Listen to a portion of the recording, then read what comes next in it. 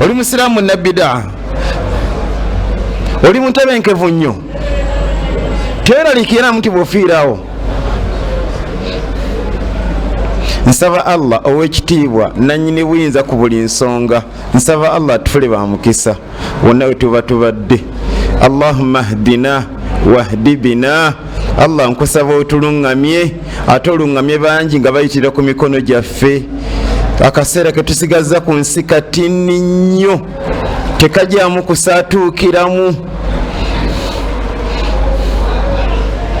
Munnange kyabwatteeka okubeera omusalafu.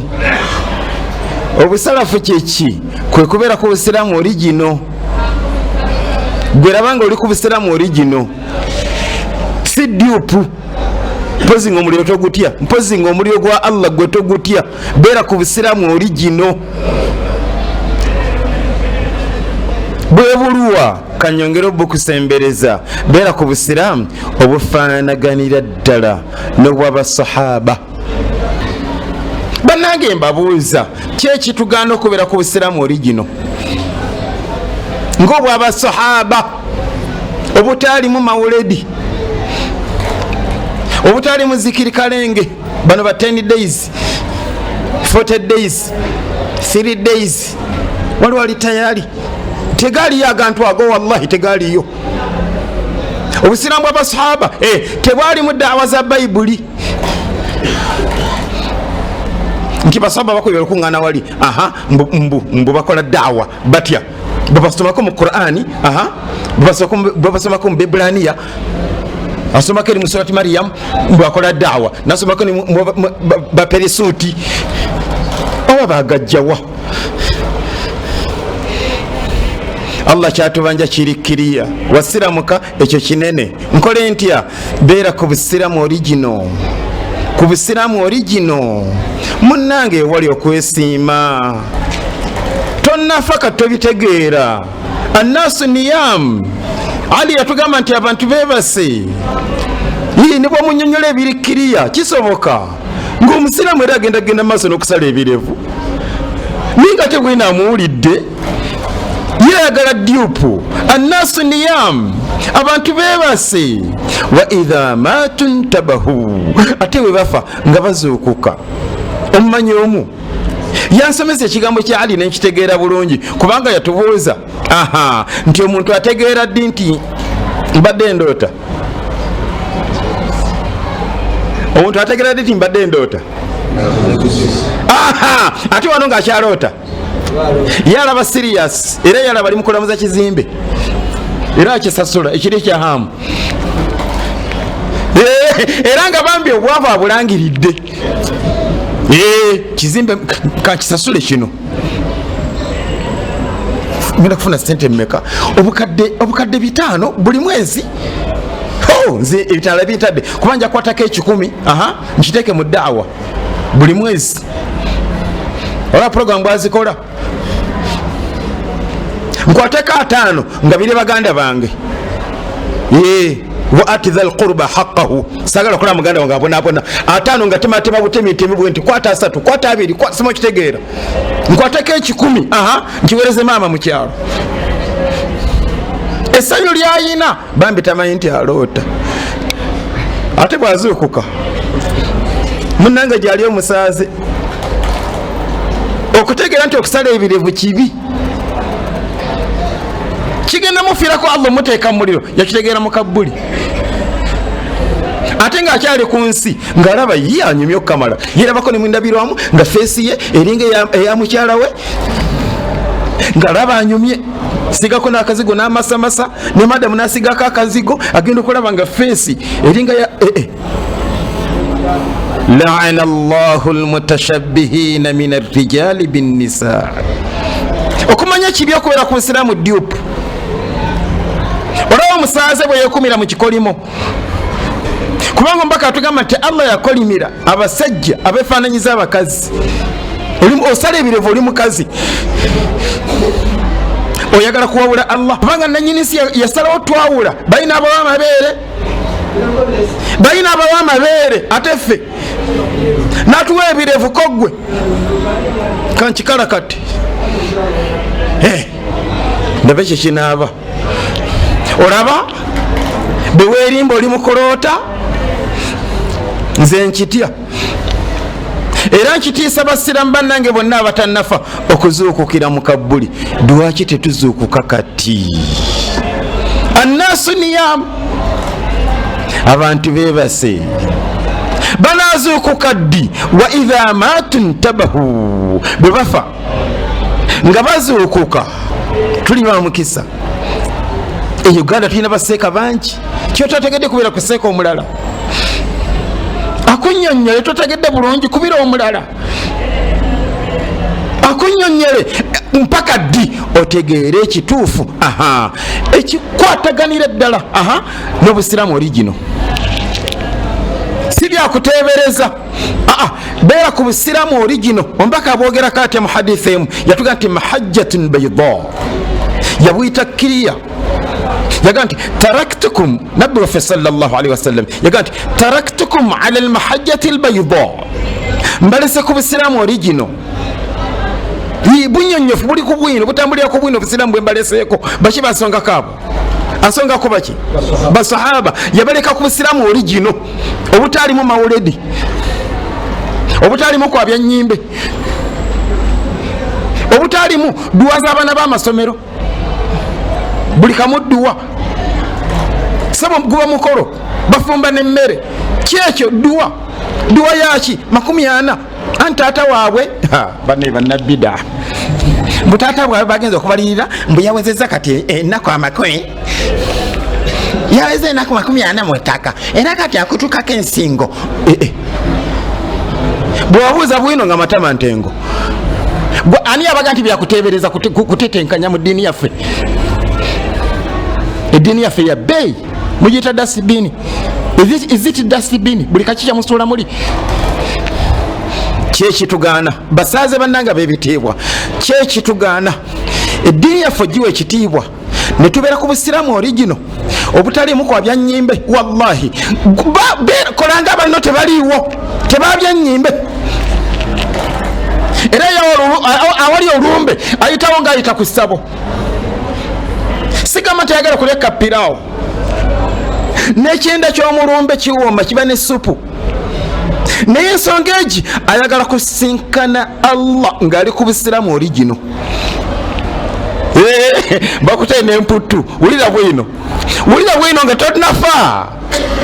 Walladhina tabauhum bi ihsan, naabo abaligoberera basahaba mu bulungi, radiyallahu anhum, Allah yabasiima, waradu anhu, nabo bamusiima. So what? Wa a'adda lahum jannati, abo bamujjana. Wa a'adda lahum jannatin tajri tahtaha al-anhar khalidina fiha abada.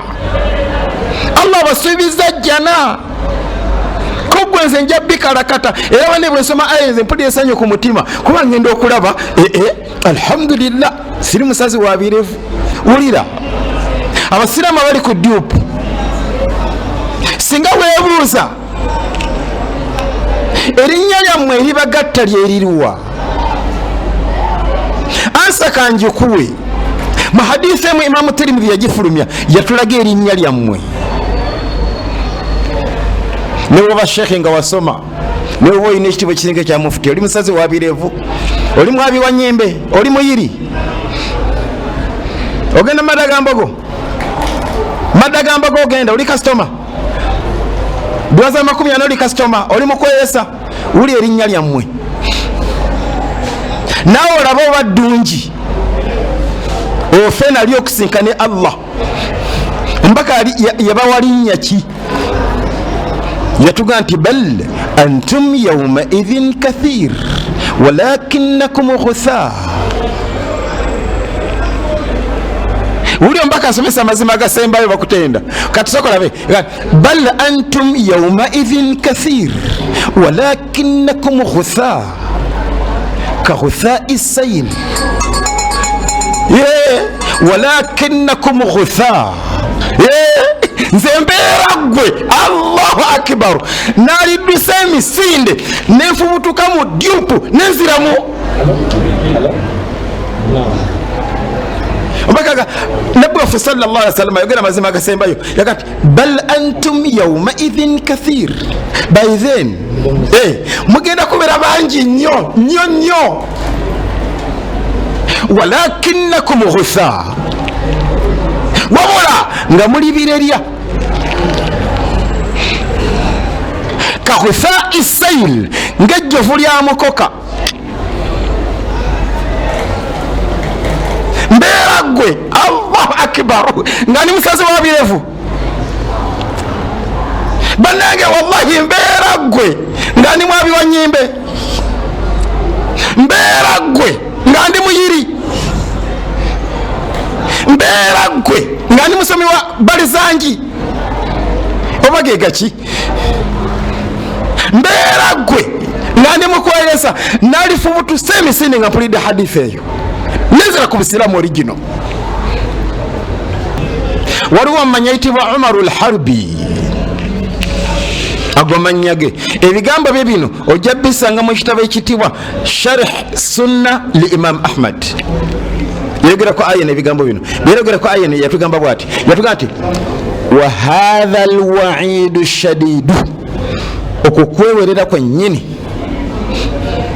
nga Allah yewererani yagamba nti fi haqqi man yukhalifu sunnata rasulillah, kwoyo yenna gwe kalitanda nayawukana ku nkola ya Nabi Muhammad baada ilmihi, ate nga agitegedde. Musiramu akimanyi bulungi nti omubaka amazaalibwa ge yagakuza atya nakusiba lunaku lwa Mande. Bannabidi abakalu waba basinkanawo ne bateesa ne bagafe tukuba ettaali tuzine. Bannabidi akubaita okuzikira min baadi ma tabayyana lahu lhuda. Umarul Harbi yatuga nti baada ilmihi, nokitegeera bulungi. Baseka ne bakusomera bwino ngaali kirya omubaka teyali musazi wa birevu. Kogwe nze ngenda bisala, nze ngenda nawe oli nabbi kati wetegerera tukkiriza omubaka atutegerere dwaki gwena omuwulidde. Umarul Harbi yatuga nti hadha alwaidu shadidu, okwo kwewerera kusava, okwo kwewerera kwa maanyi, okwewerera okwo kuzito nnyo fi haqqi man khalafa sunnata rasulillahi sallallahu alaihi wasallam ba'da ilmihi, wa aidan fi haqqi man khalafa, era okwewerera okwo kutebedde mwoyo yenna agezaako okwawukana ala sabili sahaba, an sabili sahaba, ku kkubo ly'abasahaba ashabi rasulillah, wa ta'abbada biibadatin yataqarrabu bihi ila Allah, nasara okukola kiibada kyonna mbw asembera nakyo ewa Allah, walam ya'maluhu ashabu Muhammadi, nga tebasahaba tebakikolako. Apatayiti ogijjawa ne bagamba daawa y'enjiri basahaba tebagimanyi. Kogweze nja genda era kati mbuza yesuula niba nibo bikola batya, kuba gyali buseka nga ye museka wa Bayibuli hafizu mulamba, era kati yeraliikirira buza yesuula 3 agimaleko bukeere nkyaga hafizu wa oli hafizu wa Bayibuli. Hudhaifata ibn al-Yaman uli bwe yatusomesa yatuga nti kullu ibadatin, buli ibada yonna lam yata'abbadha ashabu Muhammadi, nga basahaba omubaka tebagikolako, fala tata'abbadu biha, tojetantalange yeba bid'a. Wulira bannange okumanya nkakasa eddalasa yaffe wetutuusizza abaddu Allah be yawa ekyengera ky'emitima emiramu bakirabye dda. Kitya mpozi nti kibi nnyo nnyo nnyo okusinga gye nkomeza okubeera ku Busiraamu Diop. Ate wulira kirungi nnyo nnyo nnyo nnyo okusinga gyenkomeza ekyaki ekyokubeera ku busiraamu origino. Ekra yatugamba nti suila rasulullah, omubaka yabuuzibwa ekibuuzo, kiwulirize. Bamubuuza batya? Ekibuuzo kyali kigamba man khairu nnas, man khairu nnasi, muntu kyasinga obulungi. Banne ekibuuzo kino nga kirungi, kubanga sooka olabe ffenna bwe tuli, buli mwana nyakisinga bulungi. Muntu kyasinga obulungi, omubaka yagamba sallallahu alaihi wasallam. Wulira omusazi w'ebirevu, omusomi wa mawulidi, wuliza hadithi eno. Musiraamu kweyesa, omusiraamu alemedde mu kakikya. Wulira hadithi, omubaka awozebwa ayu nnasu khair, ayu nnasi khair, muntu kyasinga obulungi. Omubaka yagamba sallallahu alaihi wasallam man taala umuruhu wa hasuna amaluhu.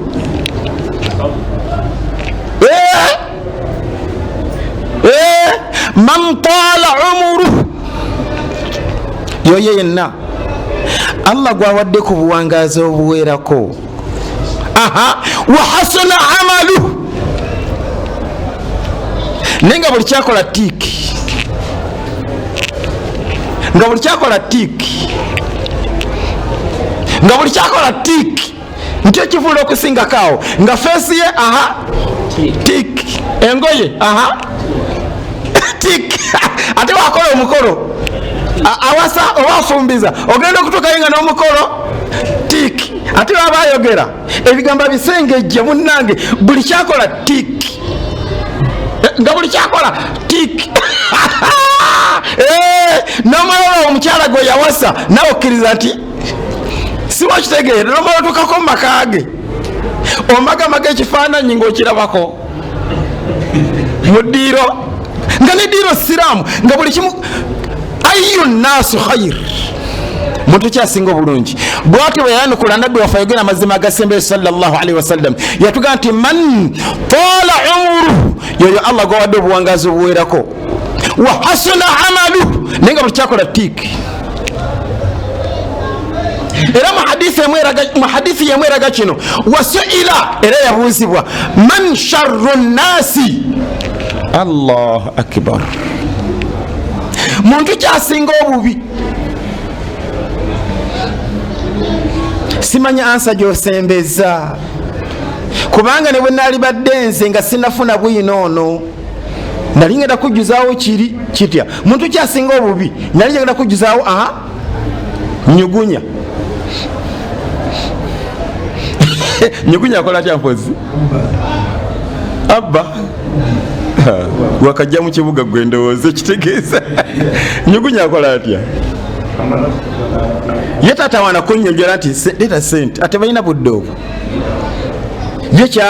Bo kyebakola abanga basatu bana bakuba n'ojja, bo ne beetolera we ziri. Ate bwenfa kuba banyumizako omuddu yali azzeeyo awaka, nga natera n'okutuuka awaka, Nyugunya n'amukuba katayimbwa ku mannyo, si kunyumiza, namusanga mulago, bamuwadde ekitanda, amanje gonna gayiise. Nyugunya yamukuba katayimbwa ku mannyo ne gayiika, n'agwa eri najjayo sente we ziri. Bo tebamutolerako, aye takunyonya ate sente, bo bakuba n'ojja ne beetolera we ziri, ne bajjawo we ziri ne batambula. Baani abo? Man sharru nnas, muntu kyasinga obubi. Omubaka bwe yasomesa biraga nti si nyugunya.